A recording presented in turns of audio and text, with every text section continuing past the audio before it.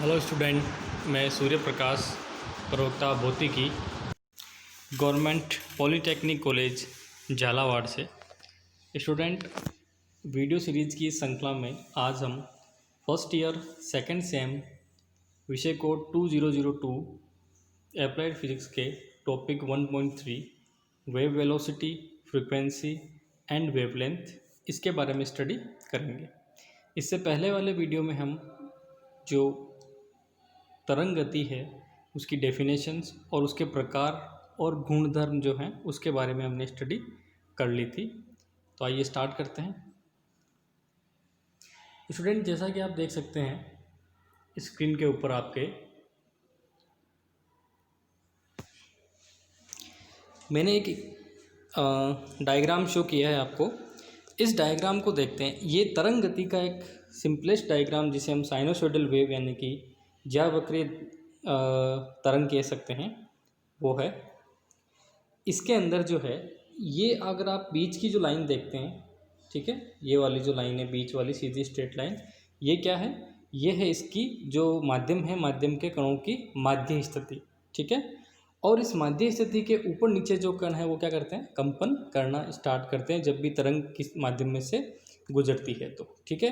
तो तरंग की गति किस तरफ हो रही है? तरंग की गति इस दिशा में है और जो कण है वो क्या कर रहे हैं? ये ऊपर नीचे इस तरह से कंपन करते हैं, जिसकी वजह से वेव आगे बढ़ती है, ठीक है। ये जो चीज़ है ये हमने कल या पिछले वाला जो वीडियो था उसमें हमने देख ली थी, ठीक है। अब एक जो वेव होती है, एक जो तरंग होती है, उस तरंग के अंदर उसके बहुत सारे ऐसे फिजिकल या कह सकते हैं क्वांटिटीज़, भौतिक राशियाँ होती है जिनकी आज हम स्टडी करेंगे। वो क्या होती हैं, ठीक है, उनकी डेफिनेशंस क्या होती है, ठीक है, उनको आज समझेंगे। क्योंकि वो जो चीज़ें हैं फिर हम आगे वाले चैप्टर जब हम बात करेंगे टॉपिक की, उसमें सीधा सीधा उनको यूज करेंगे, ठीक है। तो तरंग गति में सबसे पहला जो अपना फिजिकल क्वांटिटी आती है, भौतिक राशि आती है, वो क्या आती है? वो है हमारे पास आयाम यानी कि एम्पलीट्यूड, ठीक है। अब एम्पलीट्यूड का मतलब क्या? एम्पलीट्यूड का मतलब है कि जब भी कोई तरंग है वो किसी माध्यम में से गुजरती है तो माध्यम के कण क्या करते हैं? अभी मैंने आपको बताया था, अपनी माध्य स्थिति के इर्द गिर्द कंपन करने लगते हैं, ठीक है। तो कंपन करते समय वो क्या होंगे? अपनी जो माध्य स्थिति है उससे एक मैक्सिमम दूरी पर जाते हैं और फिर वापस क्या करते हैं? अपोजिट डायरेक्शन में फिर मैक्सिमम दूरी पर जाते हैं। इस तरह से क्या करते रहते हैं? वो कंपन करते रहते हैं। जैसे अगर मान लो इस पॉइंट की बात करें हम लोग, तो इसमें क्या हो रहा है? ऊपर की तरफ अधिकतम पॉइंट है, ये क्या है? नीचे की तरफ अधिकतम पॉइंट है। तो जो माध्य स्थिति से ऊपर की तरफ का अधिकतम जो विस्थापन होता है, ठीक है, उस पॉइंट को हम क्या कहेंगे? उसे कहेंगे स्रंग, ठीक है, उसे क्या कहेंगे? स्रंग। और इसी तरह से जो माध्य स्थिति से सबसे न्यूनतम बिंदु होता है उसे हम क्या कहेंगे? उसे कहेंगे ग्रथ, ठीक है। तो ये हो गया हमारे स्रंग और ग्रथ। इन स्रंग और ग्रथ की जो दूरी होती है माध्यम, ये जो मध्य बिंदु से या माध्य स्थिति से, वो क्या होती है? अधिकतम विस्थापन होता है किसी कण का। और ये जो अधिकतम विस्थापन होता है इसे हम क्या कहेंगे? आयाम कहते हैं, ठीक है। इसे हम क्या कहेंगे? आयाम। तो इसका मतलब आयाम क्या हुआ? तो आयाम का मतलब है कि ये जो डिस्टेंस होगी यहाँ से यहाँ तक की, ये क्या है? आयाम। या फिर ये कह सकते हैं ये जो डिस्टेंस है ये भी क्या है? आयाम है, ठीक है। आगे समझ में? तो अल्टीमेटली क्या हो गया कि माध्य स्थिति से, ठीक है, कण की माध्य स्थिति से अधिकतम विस्थापन को क्या कहते हैं? आयाम कहते हैं, ठीक है। आगे समझ में? कोई दिक्कत इसमें? जैसे कि इस डायग्राम में आप देखें तो आयाम किसको लिख रखा है? इस वाली जो दूरी है इसको हमने क्या लिख रखा है? आयाम, क्योंकि ये क्या है? अधिकतम दूरी है, ठीक है। तो इसे हमने क्या कहा है? आयाम कहा है, ठीक है। वैसे कि क्या है? विस्थापन और समय के मध्य हमने एक तरंग का ग्राफ बनाया है, ठीक है। समय के साथ क्या हो रहा है? जो है वो तरंग आगे बढ़ रही है, तो इसमें पहले कण जो है वो अपनी स्थिति में क्या करता है? धीरे धीरे बढ़ता है, फिर कम होता है, फिर जीरो पे आ जाता है उसका आयाम, फिर वापिस विस्थापन। उसके बाद में विस्थापन क्या होगा? नेगेटिव दिशा यानी कि उल्टी डायरेक्शन में बढ़ता है, फिर मैक्सिमम जाता है, फिर जीरो। इस तरह से ये चलता रहता है। ये हमारी तरंग की एक इक्वेशन जो है, या तरंग का एक जो डायग्राम में वो बना, ठीक है। तो माध्य स्थिति से कण का अधिकतम विस्थापन क्या हो गया? आयाम हो गया, ठीक है। नेक्स्ट है आवृत्ति।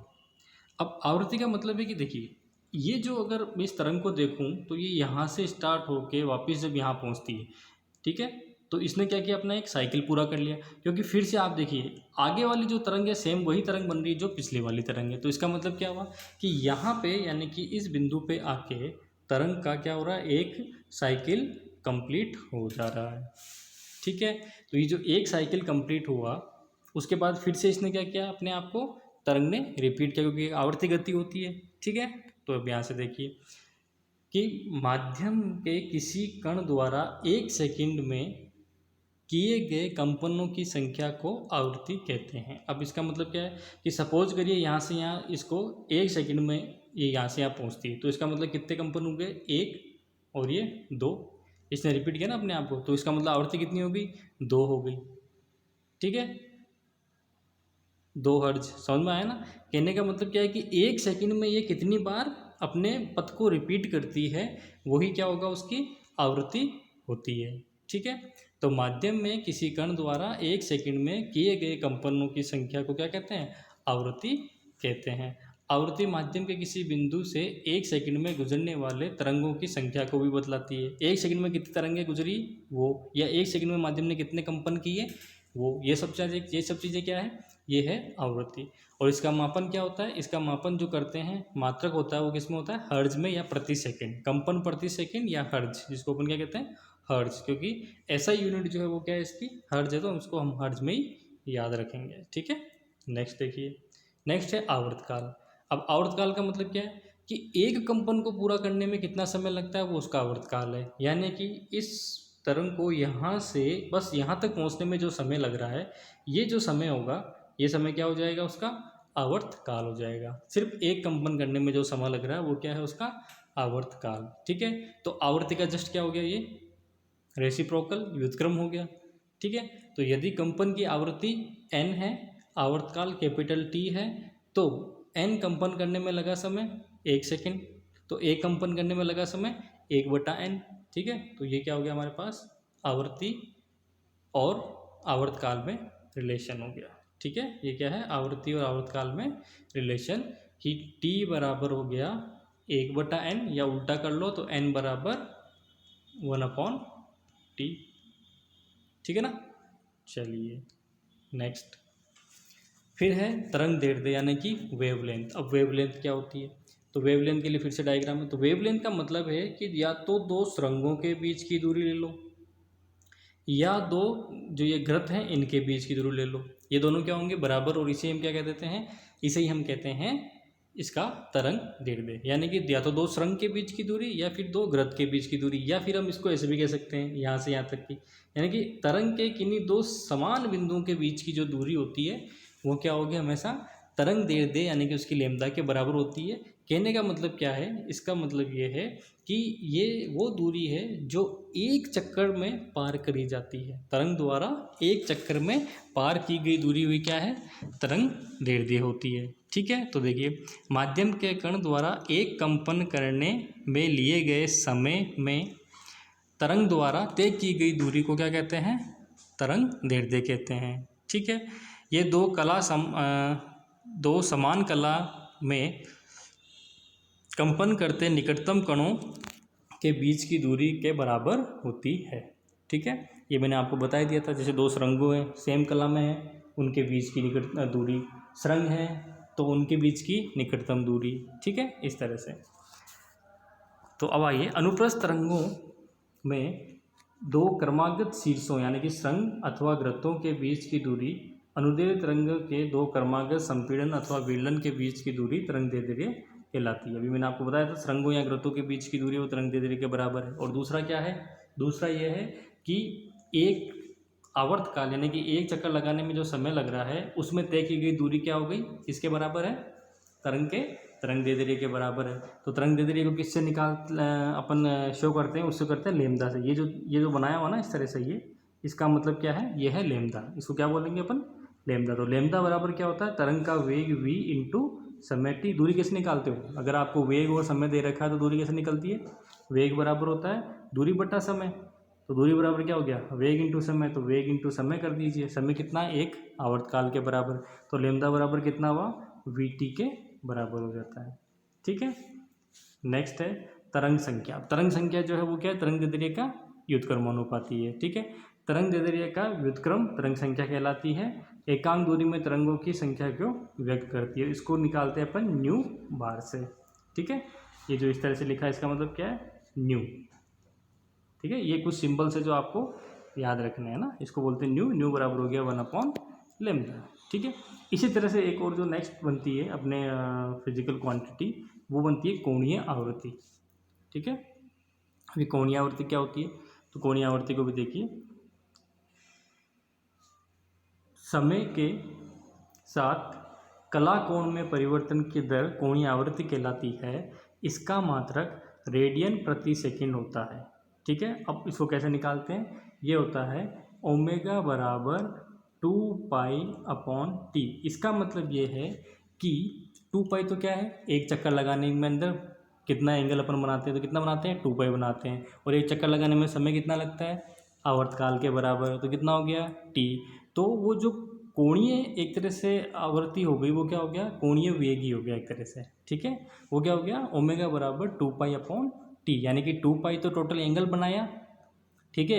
एक चक्कर लगाने में कितना एंगल बनता है, 2π, तो 2π तो टोटल एंगल यानी कि टोटल कोण हो गया, बटा समय कितना लगता है आवर्तकाल के बराबर एक चक्कर लगाने में तरंग को, तो कितना हो गया 2π/t। और इसे हम क्या कह रहे हैं, ओमेगा, यानी कि कोणीय आवृत्ति। ये क्या है, ये सिंबल जो है इसे क्या कहते हैं, ओमेगा, ठीक है। डब्ल्यू नहीं है, थोड़ा सा क्या है गोल लेके बना हुआ। डब्ल्यू तो कैसा होता है, इस तरह से, और ये कैसे बनाया, हल्का सा ऐसे गोल करके, ठीक है। तो इस सिंबल को क्या बोलते हैं अपन, ओमेगा। तो ओमेगा बराबर हो गया 2π/t। टी को फिर से क्या लिख सकते हो, टी बराबर होता है 1/n फ्रीक्वेंसी की फॉर्म में, तो 1/n लिखा तो ये बन गया ओमेगा बराबर 2πn, ठीक है। तो फ्रीक्वेंसी और कोणीय फ्रीक्वेंसी में क्या रिलेशन हो गया, कोणीय फ्रीक्वेंसी यानी कि एंगुलर फ्रीक्वेंसी जो है इक्वल टू हो गया 2π × फ्रीक्वेंसी, ठीक है। यानी कि कोणीय आवृत्ति बराबर 2π × आवृत्ति, इसके बराबर हो गया, ठीक है। चलिए, अब है तरंग का वेग, ठीक है।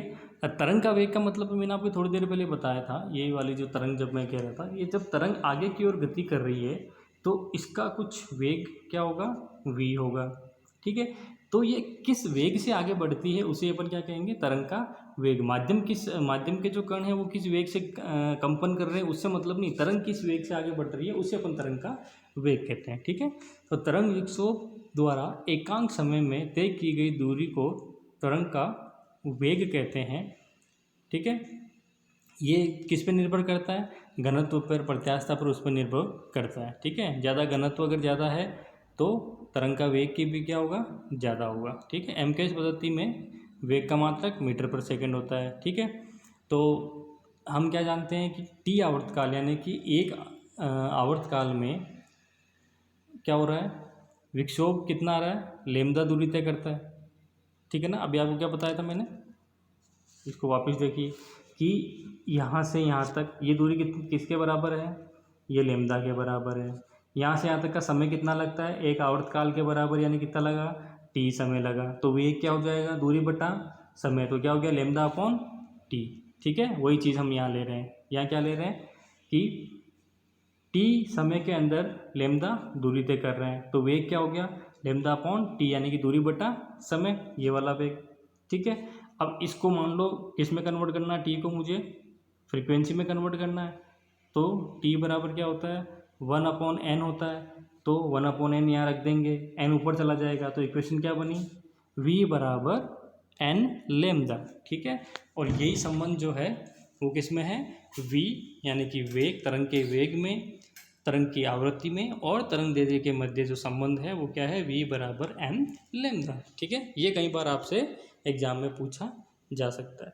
तो आज हमने सिर्फ और सिर्फ तरंग क्या होती है, उसका फॉर्म क्या होती है, ठीक है, कैसे कैसे बनती है, कैसे आगे गति करती है तरंग, ठीक है, उसके साथ साथ उसकी जो फिजिकल क्वांटिटी जो होती है उसके साथ आयाम हो गया, आवृत्ति हो गई, ठीक है, तरंग दैर्ध्य हो गया, कोणीय आवृत्ति हो गई, और इन सब में तरंग का वेग हो गया, इन सब में जो रिलेशन है वो हमने आज फाइंड आउट कर लिया है, ठीक है।